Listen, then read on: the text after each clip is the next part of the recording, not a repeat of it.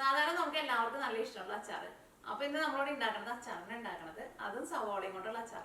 സവോളയും കൊണ്ടുള്ള അച്ചാറാകുമ്പോൾ നമുക്ക് എല്ലാവർക്കും സവോള വാങ്ങാൻ വേണ്ടിയിട്ട് കിട്ടും. ഈ അച്ചാർ റെഡിയാക്കിയിട്ട് എടുക്കാനാണെന്ന് വെച്ചിട്ടുണ്ടെങ്കിൽ വെറും 5 മിനിറ്റിനുള്ള അച്ചാർ റെഡിയാക്കിയിട്ട് എടുക്കാനും പറ്റും. കഴിക്കാനാണെന്ന് വെച്ചിട്ടുണ്ടെങ്കിൽ നല്ല ടേസ്റ്റാണ്.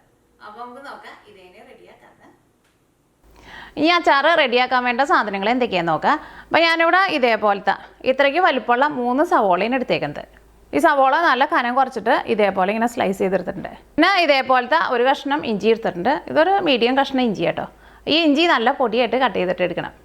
പിന്നെ നിങ്ങളുടെ അടുത്ത് കറിവേപ്പില ഉണ്ടെന്ന് വെച്ചിട്ടുണ്ടെങ്കിൽ കറിവേപ്പിലയും ചേർക്കാം. പിന്നെ ഞാനിതിലേക്ക് പച്ചമുളക് ചേർക്കണില്ല കേട്ടോ. എരിവിന് വേണ്ടിയിട്ട് കുരുമുളക് പൊടിയും ചേർക്കുന്നുണ്ട്, പിന്നെ മുളക് പൊടിയും ചേർക്കുന്നുണ്ട്. പിന്നെ ഞാനിവിടെ മഞ്ഞൾപ്പൊടി എടുത്തിട്ടുണ്ട്. പിന്നെ സാധാരണ നമ്മൾ അച്ചാറിലേക്ക് ചേർക്കണ കായത്തിൻ്റെ പൊടിയും വേണം. പിന്നെ ഞാനിവിടെ 1/2 ടീസ്പൂൺ ഉലുവ എടുത്തിട്ടുണ്ട്. ഈ ഉലുവ ഒന്ന് ചൂടാക്കിയിട്ട് പൊടിച്ചിട്ട് എടുക്കണം. പിന്നെ അച്ചാറിലേക്ക് ഫസ്റ്റ് നമ്മൾ കടുക് പൊട്ടിക്കും. അപ്പോൾ അതിന് വേണ്ടിയിട്ട് ഞാനിവിടെ കടുക് എടുത്തിട്ടുണ്ട്. പിന്നെ അച്ചാറിലേക്ക് വിനീഗറും വേണം. വിനീഗറായിരുന്നാലും ഞാൻ അച്ചാറിലേക്ക് ചേർക്കുമ്പോൾ എന്തോരം ചേർക്കണേ എന്നുള്ളത് പറയാം. അത് നമ്മുടെ പുളിക്ക് അനുസരിച്ചിട്ട് നമ്മൾ ചേർത്ത് കൊടുക്കുക. അത് ഞാൻ ചേർക്കുമ്പോൾ എന്തോരം ചേർക്കണേ എന്നുള്ളത് പറയാം കേട്ടോ. പിന്നെ അച്ചാർ റെഡിയാക്കാൻ വേണ്ടിയിട്ട് ഇതിലേക്ക് ഓയിൽ വേണം. അപ്പോൾ ഈ അച്ചാർ ഞാനിവിടെ നല്ലെണ്ണയിലാണ് ഉണ്ടാക്കുന്നത്. നല്ലെണ്ണ തന്നെ വേണമെന്ന് നിർബന്ധമില്ല, ഏത് ടൈപ്പ് ഓയിലായിരുന്നാലും കുഴപ്പമില്ല. പക്ഷേ നല്ലെണ്ണയിൽ ഉണ്ടാക്കിയിട്ടുണ്ടെന്ന് വെച്ചിട്ടുണ്ടെങ്കിൽ നമ്മുടെ നാടൻ അച്ചാറിൻ്റെയൊക്കെ ഒരു ടേസ്റ്റ് ഉണ്ടാവും. പിന്നെ അച്ചാറിലേക്ക് ആവശ്യത്തിന് ഉപ്പും വേണം. ഈ അച്ചാറിലേക്ക് ചേർക്കണ എല്ലാ മസാലപ്പൊടികളും ഞാൻ അച്ചാർ റെഡിയാക്കുന്ന സമയത്ത് ചേർക്കുമ്പോൾ ഓരോന്നിൻ്റെ അളവ് ആ ചേർക്കുന്ന സമയത്ത് പറയാം. അപ്പോൾ ഇത്രയ്ക്ക് സാധനങ്ങളാണ് അച്ചാർ നമുക്ക് റെഡിയാക്കാൻ വേണ്ടിയിട്ട് വേണ്ടത്. അപ്പോൾ ഇഞ്ചി നമ്മളൊന്ന് കട്ട് ചെയ്തിട്ട് എടുക്കണം. അപ്പോൾ നമുക്ക് ഉലുവ ഒന്ന് ചൂടാക്കിയിട്ട് എടുക്കാം. ഇപ്പോൾ പാൻ നന്നായിട്ട് ചൂടായിട്ടുണ്ട്. ഇതിലേക്ക് 1/2 ടീസ്പൂൺ ഉലുവ ചേർക്കുക. ഈ ഉലുവ നന്നായിട്ട് ചൂടായിട്ട് നല്ലൊരു ചുവന്ന കളറായിട്ട് വരണം.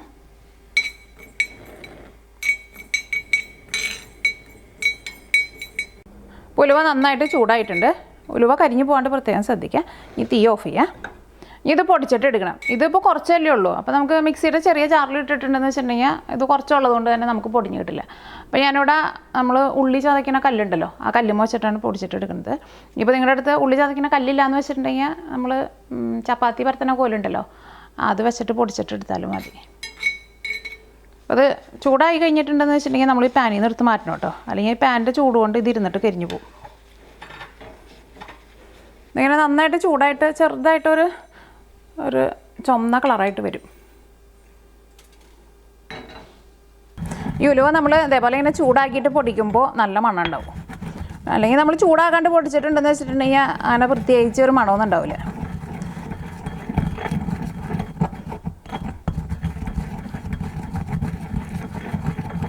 ഉലുവ ഞാനിവിടെ നന്നായിട്ട് പൊടിച്ചെടുത്തിട്ടുണ്ട്. ഞാൻ അച്ചാർ റെഡിയാക്കാൻ വേണ്ടിയിട്ട് ഒരു പാൻ വെച്ചിട്ട് ചൂടാക്കാം. അപ്പോൾ പാൻ നന്നായിട്ട് ചൂടായിട്ടുണ്ട്. ഇതിലേക്ക് ഓയിൽ ചേർക്കാം. അപ്പോൾ ഞാനിവിടെ നല്ലെണ്ണയാണ് ചേർക്കുന്നത്. പിന്നെ അച്ചാറൊക്കെ ആകുമ്പോൾ കുറച്ച് ഓയിൽ കൂടുതൽ ചേർക്കണം. കാരണം അച്ചാറിൻ്റെ മുകളിൽ ഓയിലൊന്ന് തെളിഞ്ഞ് നിൽക്കണം, അല്ലെങ്കിൽ അച്ചാർ പെട്ടെന്ന് കേടുവരും. പിന്നെ അച്ചാറൊക്കെ ആകുമ്പോൾ നമ്മൾ ഒരുപാട് കഴിക്കുകയും ചെയ്യില്ലല്ലോ. അപ്പോൾ ഓയിൽ നന്നായിട്ട് ചൂടായിട്ടുണ്ട്. ഇതിലേക്ക് ഞാനിവിടെ 1 ടീസ്പൂൺ കടുകാണ് ചേർക്കുന്നത്. ഇനിയിപ്പോൾ നിങ്ങൾക്ക് കടുക് അത്രയ്ക്ക് വേണ്ടാന്ന് വെച്ചിട്ടുണ്ടെങ്കിൽ കുറച്ച് ചേർത്താലും കുഴപ്പമില്ല കേട്ടോ. ഇപ്പോൾ കടുക് പൊട്ടിയിട്ടുണ്ട്. ആ കടുക് മുഴുവനാണ്ട് പൊട്ടി തീരാൻ വേണ്ടിയിട്ട് നിൽക്കണ്ട. ഇനി ഇതിലേക്ക് ഇഞ്ചി ചേർക്കാം.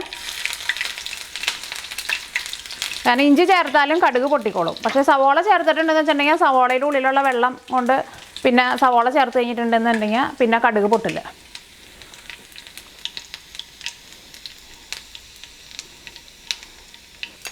അപ്പോൾ ഇഞ്ചി നന്നായിട്ട് മുരിഞ്ഞിട്ടുണ്ട്. ഞാനിവിടെ തീ നന്നായിട്ട് കുറച്ചിട്ടാണ് വെച്ചേക്കുന്നത്. ഇനി തീ നന്നായിട്ട് കുറച്ച് വയ്ക്കുക, അത് നിങ്ങൾ പ്രത്യേകം ശ്രദ്ധിക്കുക. ഇനി ഞാനിതിലേക്ക് 1 ടീസ്പൂൺ മഞ്ഞൾപ്പൊടിയാണ് ചേർക്കുന്നത്. തീ ഒട്ടും കൂട്ടി വയ്ക്കരുത്. 1 ടീസ്പൂൺ കുരുമുളക് പൊടിയും ചേർക്കുക. തീ നന്നായിട്ട് കുറച്ച് വയ്ക്കുക. ഇതിലേക്ക് മുളക് പൊടി ചേർക്കുക. മുളക് പൊടി ഞാനിതിലേക്ക് ഒരു 3 ടേബിൾ സ്പൂണാണ് ചേർക്കുന്നത്. എൻ്റെ മുളക് പൊടിക്ക് അത്രയ്ക്കാണ്ട് എരിവില്ല കേട്ടോ. അല്ലെങ്കിൽ മുളക് പൊടി നിങ്ങളുടെ എരിവിനനുസരിച്ചിട്ട് ചേർക്കുക. തീ നന്നായിട്ട് കുറച്ച് വയ്ക്കുക. കാരണം ഇതിലേക്ക് നമ്മൾ സവോളയൊന്നും ചേർത്തിട്ടില്ലല്ലോ. അപ്പോൾ വേറെ ഒന്നും ചേർക്കാത്തത് കൊണ്ട് തന്നെ ഈ മസാലപ്പൊടികൾ പെട്ടെന്ന് കരിഞ്ഞു പോകും. അപ്പോൾ തീ നന്നായിട്ട് കുറച്ച് വെക്കണം. അല്ലെങ്കിൽ നമ്മൾ സവോളയൊക്കെ ചേർത്തിട്ടുണ്ടെന്ന് വെച്ചിട്ടുണ്ടെങ്കിൽ സവോളയുടെ ഉള്ളിലുള്ള വെള്ളം കൊണ്ട് ഈ മസാലപ്പൊടികളാണ്ട് കരിഞ്ഞു പോവില്ല.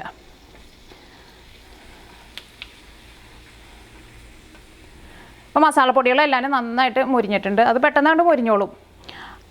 ഒരുപാട് സമയമൊന്നും എടുക്കില്ല, ജസ്റ്റ് ഇട്ട വഴിക്ക് തന്നെ അതുകൊണ്ട് മുരിയും. ഇതിലേക്ക് ഞാനിവിടെ സവോള ചേർക്കാൻ വേണ്ടിയിട്ട് പോവാണ്.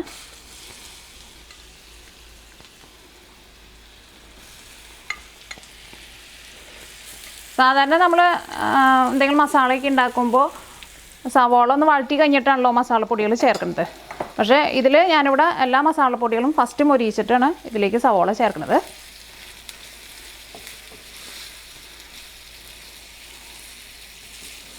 ഈ സവോള ഇതിനകത്ത് കിടന്നിട്ട് നന്നായിട്ടൊന്ന് വഴന്ന് വരണം.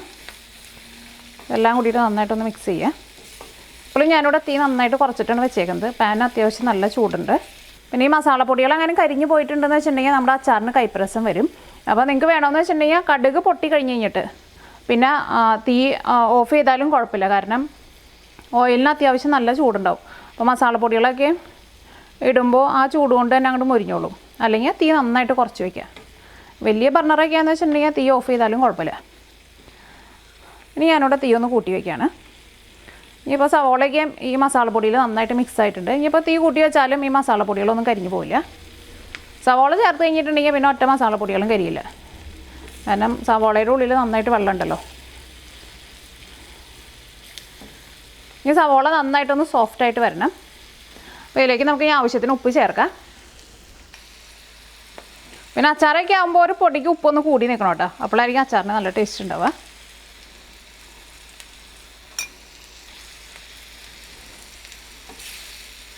ഇത് തുറന്ന് വെച്ചിട്ട് തന്നെ സവോള നല്ല സോഫ്റ്റ് ആക്കിയിട്ട് എടുക്കുക. സവോള നന്നായിട്ട് മൊരിയാനൊന്നും നിൽക്കണ്ട. ഇത് അച്ചാറാണല്ലോ, നമുക്ക് സവോള നന്നായിട്ടൊന്ന് വഴന്ന് കിട്ടിയാൽ മതി. അപ്പോൾ സവോളയൊക്കെ വഴന്ന് നല്ല സോഫ്റ്റായിട്ട് വന്നിട്ടുണ്ട്. ഇതിലേക്ക് നമുക്ക് ആ പൊടിച്ച് വെച്ചേക്കണ ഉലുവ ഉണ്ടല്ലോ, ആ ഉലുവ ചേർക്കാം. അപ്പോൾ ഞാനിവിടെ 1/2 ടീസ്പൂൺ ഉലുവയാണ് എടുത്തിട്ടുണ്ടായിരുന്നത്. അപ്പോൾ നിങ്ങൾ ഒട്ടും കൂടുതൽ എടുക്കരുത് കേട്ടോ. കാരണം ഉലുവ എങ്ങാനും കൂടിയിട്ടുണ്ടെന്ന് വെച്ചിട്ടുണ്ടെങ്കിൽ ഭയങ്കര കൈപ്രസമായിരിക്കും. അല്ലെങ്കിൽ നിങ്ങൾ ഫസ്റ്റ് ഉലുവ മുഴുവനായിട്ട് ഒറ്റ ട്രിപ്പിന് ഇടണ്ട. നിങ്ങളങ്ങനെ എടുത്ത അളവിൽ അങ്ങനെ ചെറിയ വ്യത്യാസമുണ്ട്, അല്ലെങ്കിൽ സവോള അങ്ങനെ എടുത്തതിൽ ചെറിയ വ്യത്യാസം ഉണ്ടെന്ന് വെച്ചിട്ടുണ്ടെങ്കിൽ ചിലപ്പോൾ അച്ചാറിന് കൈപ്രസം വരും. അപ്പോൾ ഫസ്റ്റ് ഒരു 3/4 ഭാഗം ചേർക്കുക. അത് കഴിഞ്ഞ് കഴിഞ്ഞിട്ട് പിന്നെ എല്ലാം കൂടിയിട്ടൊന്ന് മിക്സ് ചെയ്ത് കഴിഞ്ഞിട്ട് അച്ചാറിൻ്റെ ലാസ്റ്റൊക്കെ ആകുമ്പോൾ ബാക്കിയുള്ളത് ചേർത്താലും കുഴപ്പമില്ല. കാരണം നമ്മളെടുക്കുന്ന സവോളയൊക്കെ എല്ലാവരും ചിലപ്പോൾ കറക്റ്റ് ഇത്രയ്ക്ക് സവോളയൊന്നും ആയിരിക്കില്ലല്ലോ എടുക്കുക, ചെറിയ വ്യത്യാസങ്ങളുണ്ടാവുമല്ലോ. ഞാൻ അച്ചാറിലേക്ക് വിനീഗർ ചേർക്കാം. അപ്പോൾ വിനീഗർ ചേർക്കുന്നത് എങ്ങനെയെന്ന് വെച്ചിട്ടുണ്ടെങ്കിൽ നമ്മൾ ഫസ്റ്റ് ഒരു ഏകദേശം അളവിൽ ചേർക്കും. അത് കഴിഞ്ഞിട്ട് നമ്മൾ എല്ലാം കൂടിയിട്ട് മിക്സ് ചെയ്ത് കഴിഞ്ഞിട്ട് ടേസ്റ്റ് നോക്കിയിട്ട് പിന്നെ ടേസ്റ്റിനനുസരിച്ചിട്ടാണ് നമ്മൾ വിനീഗർ ചേർത്ത് കൊടുക്കുക. പിന്നെ അച്ചാറൊക്കെ ആകുമ്പോൾ കുറച്ച് നല്ല പുളി വേണം, അപ്പോഴായിരിക്കും അച്ചാറിന് നല്ല ടേസ്റ്റ് ഉണ്ടാവുക. ഞാനിതിലേക്ക് ഒരു 5 ടേബിൾ സ്പൂൺ വിനീഗറാണ് ചേർത്തത്. ഇതിലേക്ക് ഞാനിവിടെ ഒരു 3/4 ഗ്ലാസ് വെള്ളം ചേർക്കുന്നുണ്ട്. അപ്പോൾ ഈ വെള്ളം ഞാനിവിടെ നന്നായിട്ട് തിളപ്പിച്ചിട്ട് ചൂടാറ്റിയിട്ട് എടുത്തേക്കണ വെള്ളം കേട്ടോ. അത് അച്ചാറിലേക്ക് ചേർക്കുക. തീ നന്നായിട്ട് കൂട്ടി വയ്ക്കുക.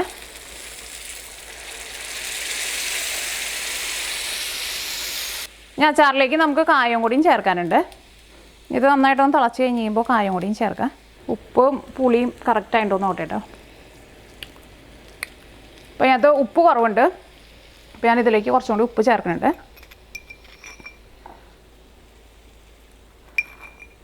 ഒരു പൊടിക്ക് ഉപ്പ് കൂടി നിന്നോട്ടെ, അപ്പോൾ നല്ല ടേസ്റ്റ് ഉണ്ടാവും.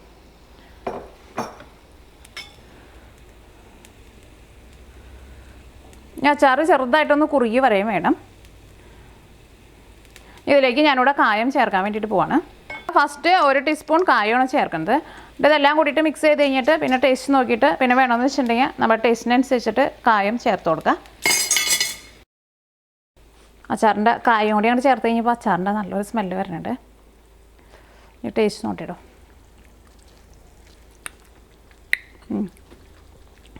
പുളിയൊക്കെ നല്ല കറക്റ്റ് പാകമായിട്ടുണ്ട്.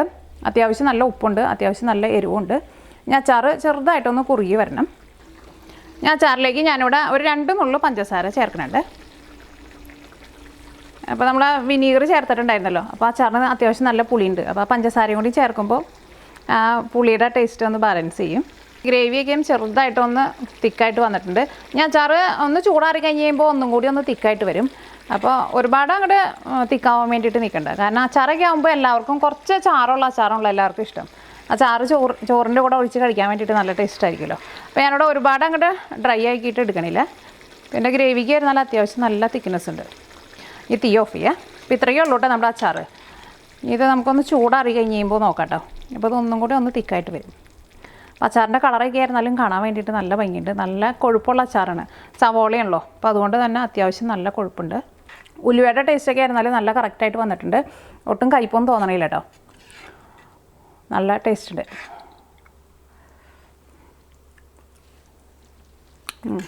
പുളിയും പിന്നെ കായത്തിൻ്റെ ടേസ്റ്റും ഉലുവയുടെ ടേസ്റ്റും എല്ലാം കൂടിയിട്ടാണ് വന്നു കഴിഞ്ഞപ്പോൾ നല്ല രസമുണ്ട്. അച്ചാർ നമുക്കൊന്ന് ചൂടാറാൻ വേണ്ടിയിട്ട് വെയിറ്റ് ചെയ്യാം. അപ്പോൾ അതൊക്കെ ഒന്ന് ചൂടാറി കഴിഞ്ഞ് കഴിയുമ്പോൾ ഇന്നും കൂടി ഒന്ന് തിക്കായിട്ട് വരും. ഇപ്പോൾ നമ്മുടെ അച്ചാർ ചെറുതായിട്ട് ചൂടാറിയിട്ടുണ്ട്. അപ്പോൾ അച്ചാറിൻ്റെ ചാറൊക്കെ ചെറുതായിട്ടൊന്ന് തിക്കായിട്ട് വന്നിട്ടുണ്ട്.